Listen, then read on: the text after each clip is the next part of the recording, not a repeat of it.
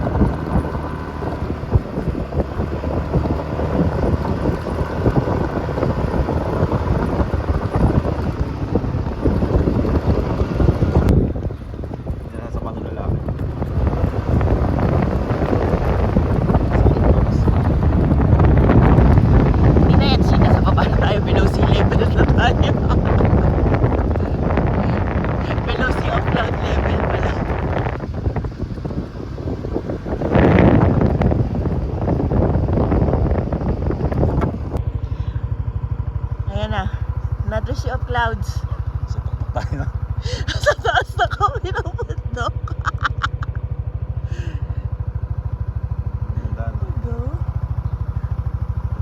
Feeling ko may gagawin dito parang viewing deck. Kasi may sea of clouds. And mas marami yata siya. Look at that. All the white thing. These clouds. Hindi nawawala siguro yan kasi mataas to.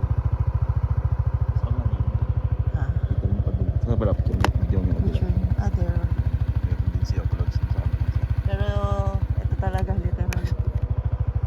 Lahaba ng ano, no? Look at that. Tarap kasi yung cloud dyan, hindi siya mawala. Kasi bundok. Kasi naka- Oo. Ayun na. Okay, wait lang. Dito ka sa kabila. Ha? Dito ka sa kabila. Baba ka na. Bakit? Dito ka sa kabila. Bababa ako? Masakit lang sinit ko eh. Sakit. Oh, wow!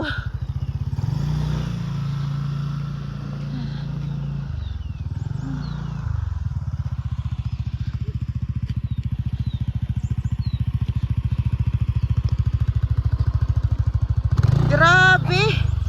So galing tayo dito sa baba na to. Galing tayo dyan sa baba. Oh, wow. Ayan, pahinga mo tayo dito sa may tabing kalsada. Ayun yung sea of clouds. Tabing ano? Ayan, ito yung ating motor. Hindi kita. Against the light kami sa nasa likod kami ng araw kaya medyo maliwanag yung likod namin. Ayun, grabe yung sea of clouds dito dahil sobrang taas nito. Ayan, haba niya hanggang doon. Ayan. Doon tayo sa galing kanina sa baba. Tapos ito yung pinaka-tuktok ng bundok to kasi doon pababa din. Ayan. Wala na tayong katabing bundok. Ito na mismo yung pinaka-bundok. Tapos ito yung papuntang Baguio.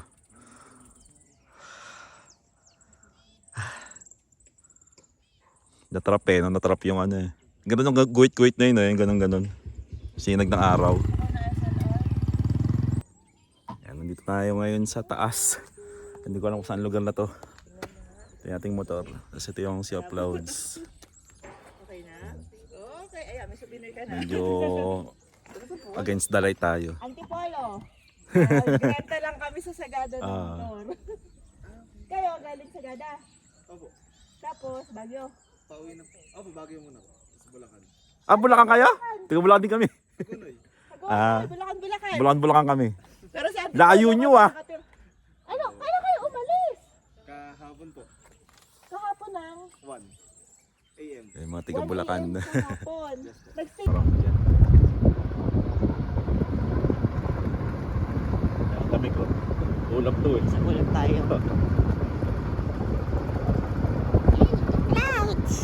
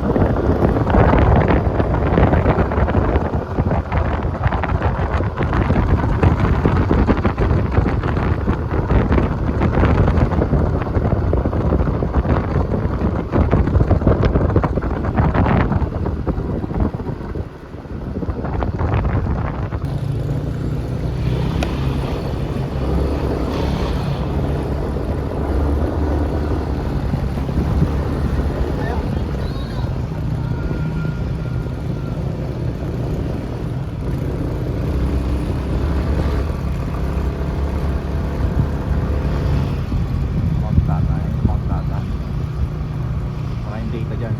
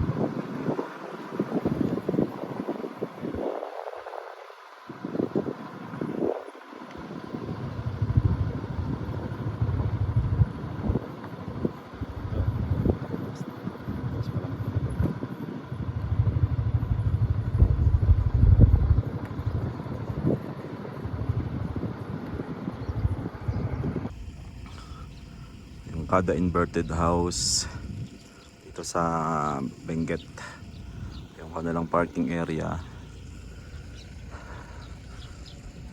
Baliktad na bahay nga siya.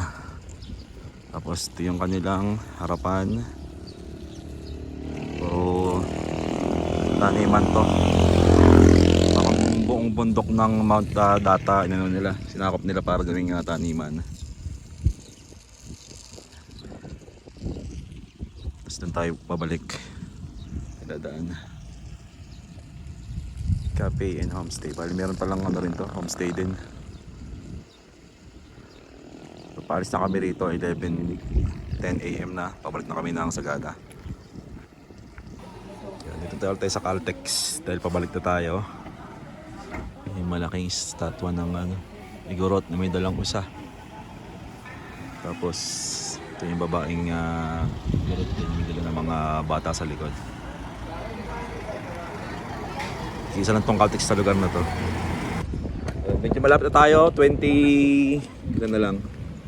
kilometers na lang papunta ng George Guest House.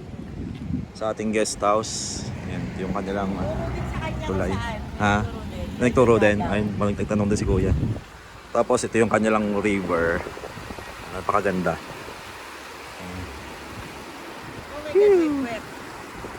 Upo ka rito, sandal mo. Sandal mo nga para mainitan. Sa kabila, tingnan natin yung river nila. Ito pala, pwede na kayo maligo. Taas.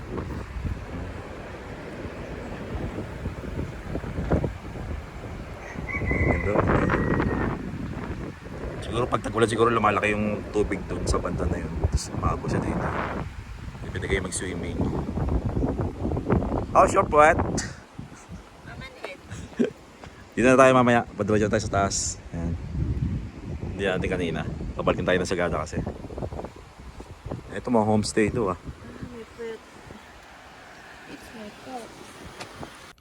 Ayan, medyo malapit na kami sa sa aming homestay.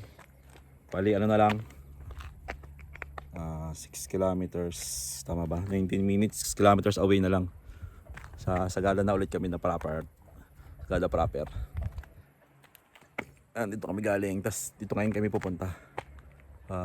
Puntang Sagada. Nabawasan na ng 1 bar yung aming kinarga kanina.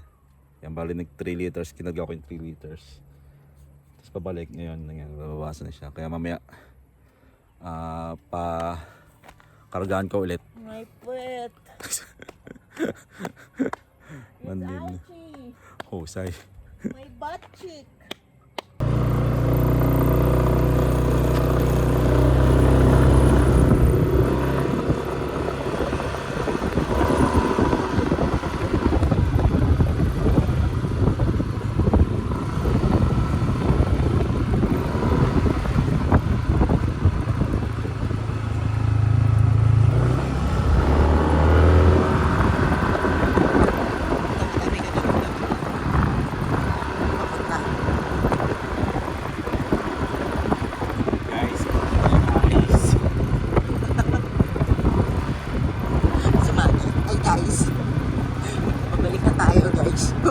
yung toothbrush ko.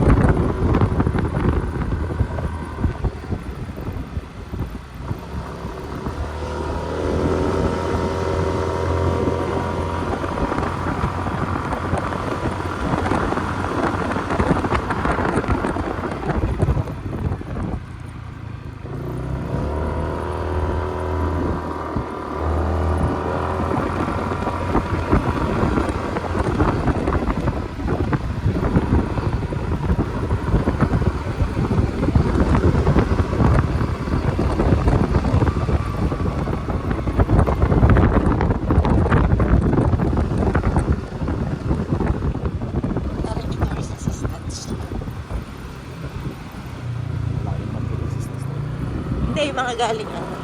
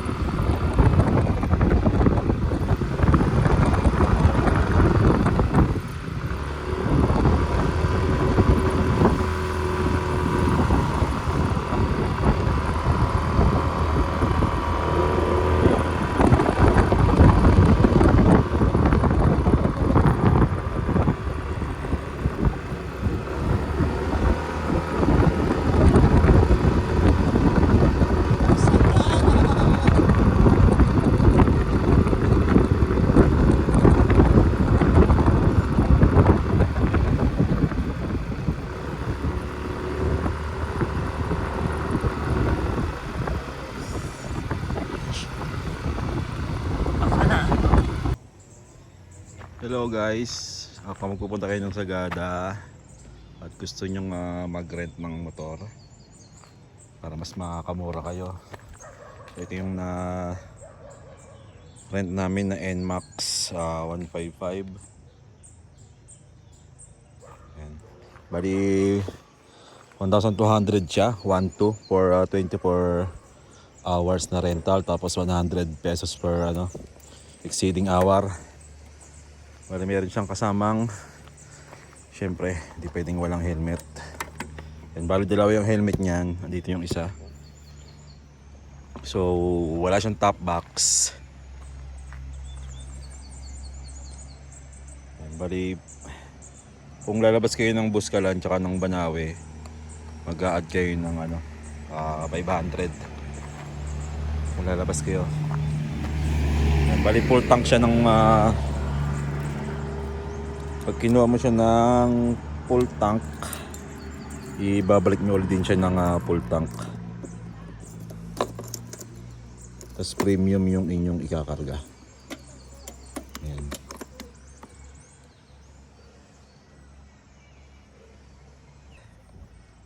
So ayan, medyo malaki na yung natakbo niya. 20,760 km per kilometer na yung natakbo nitong motor na to. Tapos natin itong compartment. Yan, bali ito yung kanyang papeles. Bontoc District Office. Ito yung pangalan ng may-ari nito. Ito yung isang helmet. Wala siyang iba nakalagay sa loob. Ayan. So mas maganda kung mag-book na kayo ahead of time. Message na lang yung link na nasa description.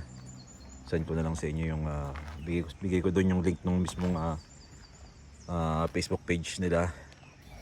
Tsaka yung contact number. Ito medyo hindi pala medyo malaking tama niya. Simple lang siguro to.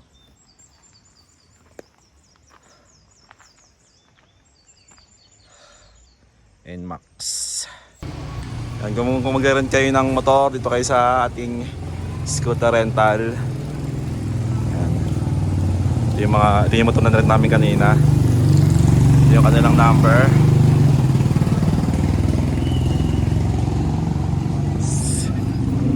Susi pala, kalimutan ko.